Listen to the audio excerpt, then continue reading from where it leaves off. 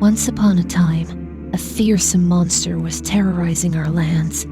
Its domain was so wide that a man could not travel far enough by foot or even by steed to escape the path of the great beast's destruction. It burned homes and crops, and devoured livestock and man alike. Many a brave hero tried to slay the beast, but only met their end by its powerful jaws.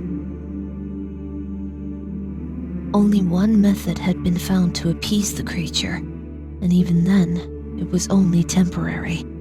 If an unwed maiden was left outside his lair, then for a time, there would be peace.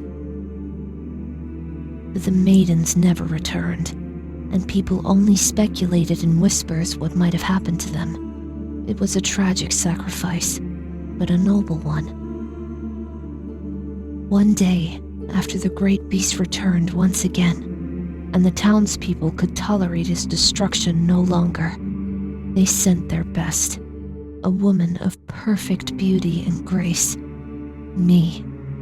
I was very different back then. My hair was long and fiery red. My eyes were twin glistening emeralds. I was also clever. I thought that if most maidens could only entertain the beast for so long, perhaps I could figure out how to keep his attention longer. But most of all, I went because they needed me to. My family's crops were suffering, and if the destruction continued, my people would starve in the coming winter. The day I went to his lair, a cave that plunged deep into a dormant volcano. It was raining outside. My friends, family, and neighbors went with me, mourning my loss, even while my heart still beat in my chest. They tied me to a scorched tree outside his lair, as was always done with the sacrifices. But unlike the women whose screams we could hear all the way into the village, I refused to show fear or shed a tear in front of my family.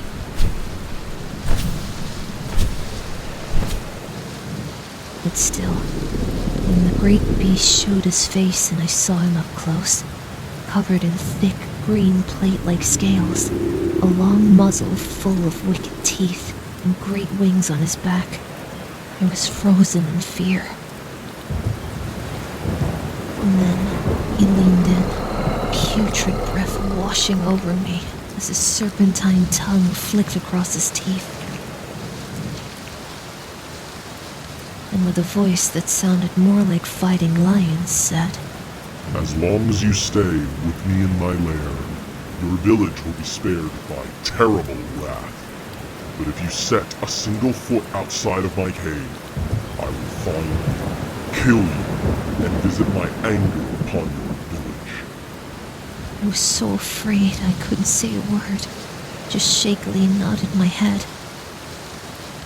He sniffed me, and a wicked smile spread across his face, and I knew that at least the town would rest in peace for a while. He tore me loose from the ropes and took me with monstrous strength into the mountain. It was massive. Caves connected by tunnels, connected by more caves. I had trouble breathing, and his smell was that of putrid pestilence, his presence that of fear itself. I tried to talk to him, demand what he wanted from me, insist that he release me, even ask him why he was doing these horrible things, but he spoke not a word more. I almost thought that perhaps I dreamed or imagined the words in that terrible voice. In order to try and deal with my fate, I needed to call him something other than monster that the townfolk called him, so I had to think of him by a name, and so I called him Drak, meaning malignant. It was the first name that came to my mind. I was taken to his lair in the heart of the volcano, where he slept on top of the golden jewels he stole from hard-working people, a pile as large as a hill. And just beyond it was a pit of molten lava. I had heard stories of people who had ventured into his lair to slay the beast that could not muscle past the waves of heat and nauseating scent. But I knew that as long as I stayed, My people would be safe. I had to stay. And to add to my torture, the beast did not shackle me. He didn't block the entrance to the cave. But I knew that if I ran, he would find me, and he would kill me. And then he would visit his anger upon my people. I had to stay. But still, every day I woke up, I expected him to kill me. It was a torment as I envisioned what he would do to me, what it would feel like, and how exactly he would do it. But he never laid a clawed finger on me. Instead, he spent hours counting his hoard of treasure, and he looked at me like he looked at his jewels or other treasures he had stolen, admired me like a piece of artwork. Occasionally, he would leave to terrorize distant lands. Along with the treasures and finery, he would bring back cakes and fruits from these faraway lands that no one but the very wealthy could afford to eat. But I just turned it away, letting him devour it greedily. What if he was just trying to fatten me up like a pig or a cow? So I only drank water until one day I was dangerously thin. I finally accepted food, but nothing more than a scorched deer that he'd hunted.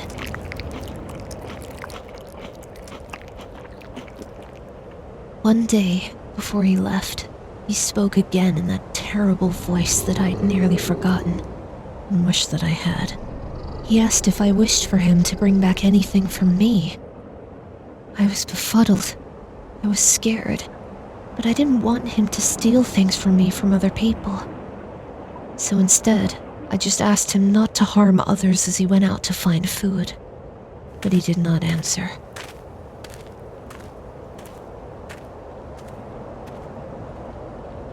And then one night as I slept, I dreamt a dream that was so vivid that I didn't realize that I was sleeping. Drak was out on one of his flights when a man appeared at the mouth of a cave.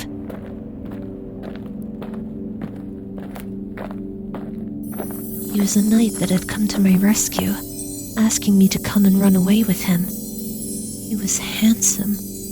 Oh, so handsome. I almost wished that he didn't wear so much armor so that I could look up on him. But I was terrified. What if Drak found out? If I left, Drak would track me down and kill me, and then burn my village to the ground. So, with a heavy heart, I refused. And then I woke up, feeling disoriented. And so, I sat with Drak and ate a wild duck that he had brought back. And for some reason, I felt safer. Several nights later, I dreamt again. And again, I didn't realize it was a dream. The knight appeared before me again, this time spreading out a blanket of fine cloth and taking the fine foods that Drak dined on and were stolen from kings and queens, and a dress of the finest silk that was from one of the piles. Again, he begged me again to come with him, to dine with him on these delicacies and wear the dress for him. But again, I refused. How could I eat food and clothing that had been stolen with a clear conscience? And how could I leave and put my family and my village at risk? And so, this time, the knight asked if he could steal a kiss from me before he left. It caught me off guard. But he was so handsome, and I was so lonely. And so, I granted him this request, a sweet, innocent kiss.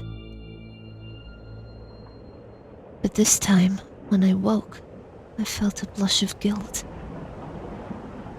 What right did I have to dream of such self-indulgent fantasies? I would never leave this cave. I would never know a man. My life was in the service to the well-being of my village and nothing more. But for the first time, I felt angry and sad at this fact. Drak was an intelligent being, even though he almost never spoke to me. and he seemed to notice I was acting differently. Again, he spoke to me, asking if there was anything that in my heart desired. Fine wine, tapestries, or dresses, anything that women dreamt of owning. He could bring it for me, but I just shook my head. I did not want fineries that were stolen from other people. Instead, I asked him to just let me free, to not hurt me or my village. But he did not answer.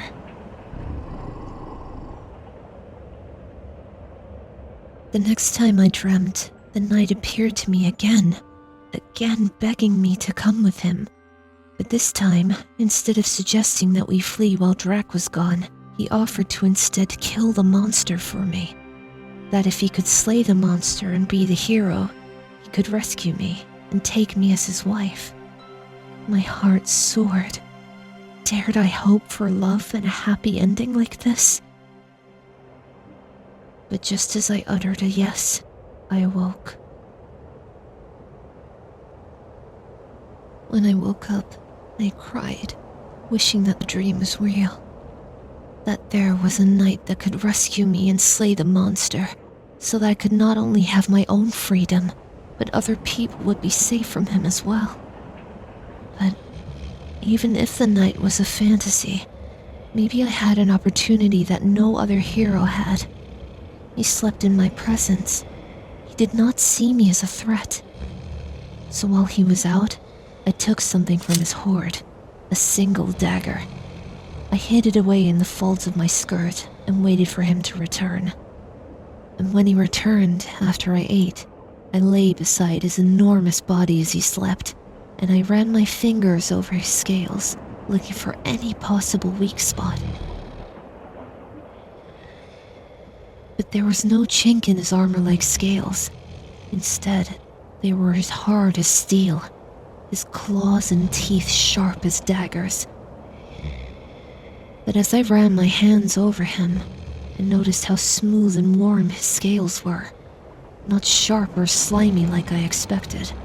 And as I inspected him more, I saw something I'd not noticed before, an engraved golden ring around his smallest finger. And in a flash, I realized I recognized the ring.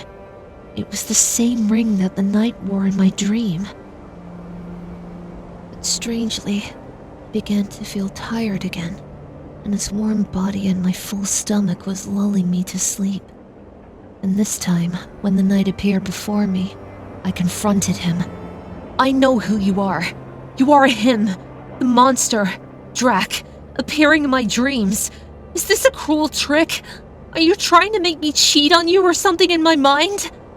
I demanded, confused, hurt, and angry. He seemed shocked at first that I had discovered his secret. I must have been the first woman to do so. But then, to my surprise, instead of hurting me or leaving, he told me a story.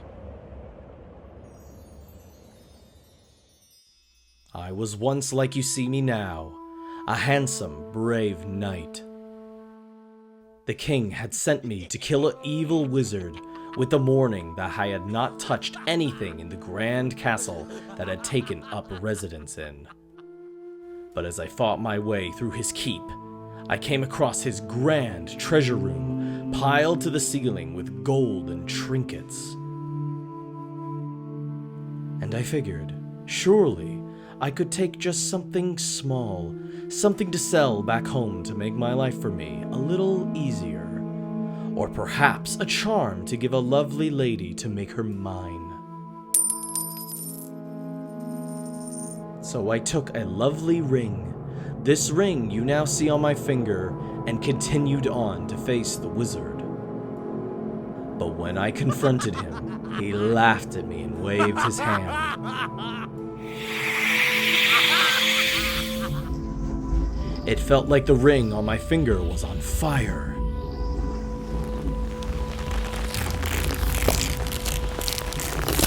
And I felt it change me. Change me into the beast that you know as Drak. He told me that my selfishness had given him power over me.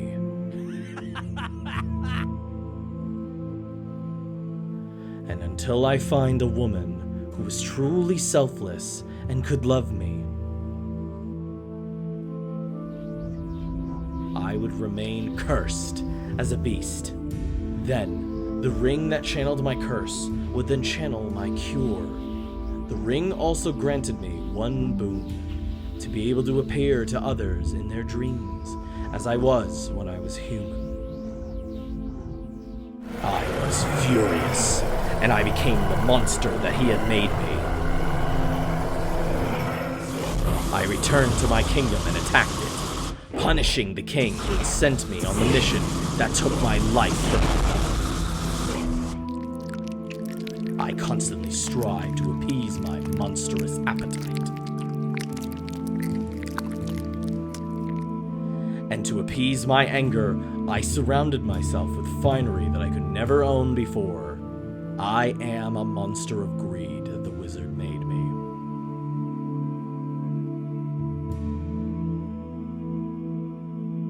But you are like no other woman. You have not fled when given the opportunity. You have not taken any of the fine foods or clothing or any treasures from my hoard. Even in these dreams, you have not taken the riches that I offer you. And if you love me, we can be happy. My curse will be lifted, and we can leave this place.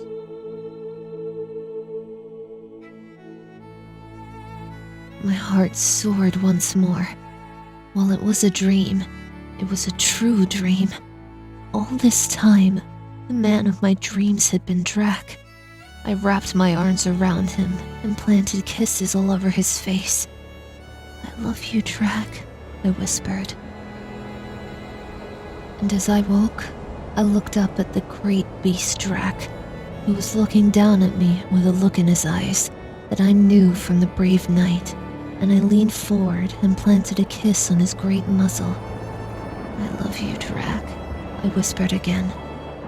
I waited, paused, expecting for his form to melt into the handsome knight that I'd fallen in love with. But instead, I felt a heat from the folds of my dress and gasped in shock as the jewel-encrusted knife tumbled from it, red hot.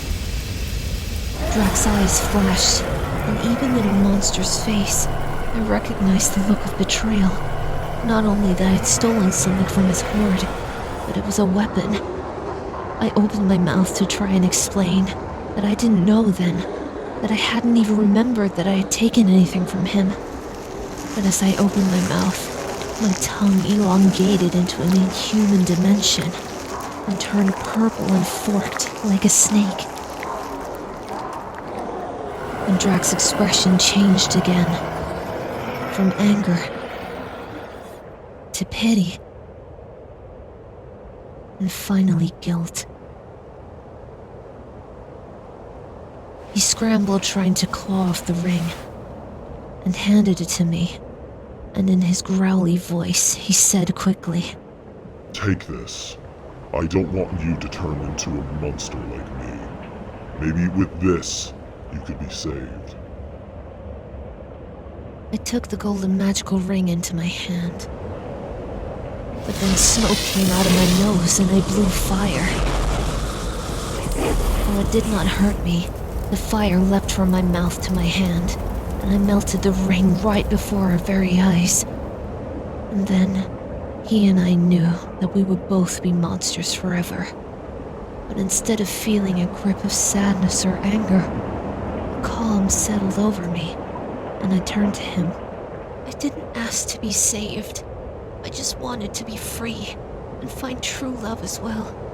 By giving me your ring, your only chance for humanity, it shows you really, really love me. I'm yours forever." The room that was unearthly hot before suddenly became just warm. My blood was changing. My clothes were also useless now. And besides, I was taller and my dress felt so constrictive, so suffocating. I undressed and walked closer to the lava to feel warmer. And I surprised myself when I entered the lava, and it felt so hot, so pleasantly hot, and realized why Drak liked this place so much. The lava felt so nice on my skin. My skin from the waist up was growing reddish scales, unlike the lizard greenish scales of Drak. My hair is also burning away once they're on fire, as I enjoy relaxing in the lava. And as I continued to change, I saw him watch me with fascination. I grew 2 horns on my head in the process. I stepped from a lava bath, and my skin, from the waist down, was covered in reddish scales. "Tell me how beautiful I am," I asked him. And he surprised himself by indeed finding me beautiful, even though I was becoming a monster like he had seen in himself.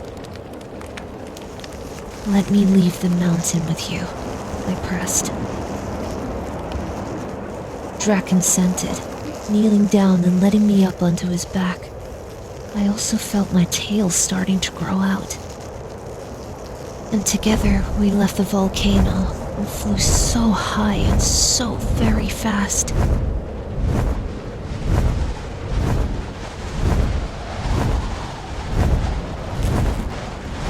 And as we flew, I felt a distinctive pain on my back.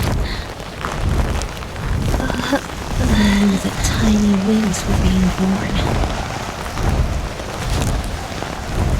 Flying on his back, the wind rushing over me, felt glorious, but I knew I had to be truly free. I leapt from Drak's back. I was falling, my body growing larger and more reptilian as I fell. Most of my hair was gone, with more horns growing.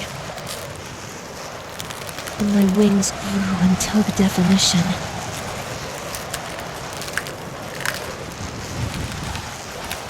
And my face was pushing out into a muzzle, and I enjoyed it.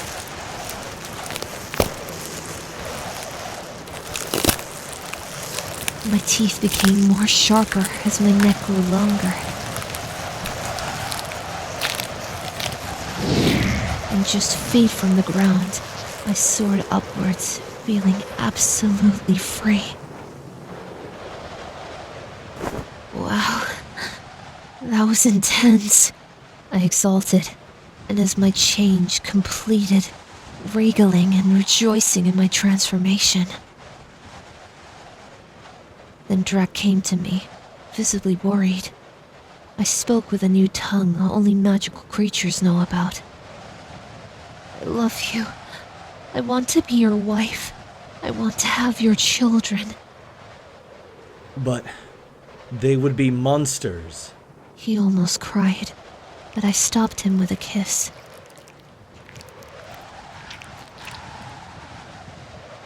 "Then they will be our monsters. Do not worry. Your curse is cured. You were cursed with loneliness, cursed to be a plague to mankind. But you have me now. Everything will change for the better. I promise."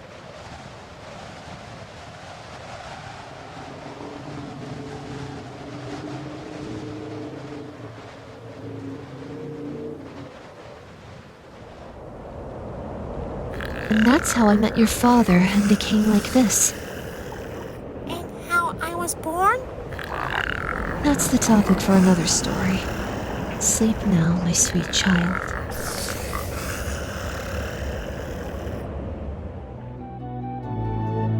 And from those eggs, the Drakkin were born. Some turned evil and spread terror upon the hearts of men. But others were wise and good, offering guidance and protection. Whole villages were blessed to have such guardians around them. And as for these two, father and mother of the Drakkin, or dragons as men call them, no one knows where the volcano that they call their home is located, or if they are still alive. But the father and mother became the topic of folklore among men and dragon alike. And they say one day they will return and a new age will come. Evil dragons depict this era as the annihilation of mankind and the utter subjugation of those that survive. The few, scarce remaining men will worship dragons as fierce deities.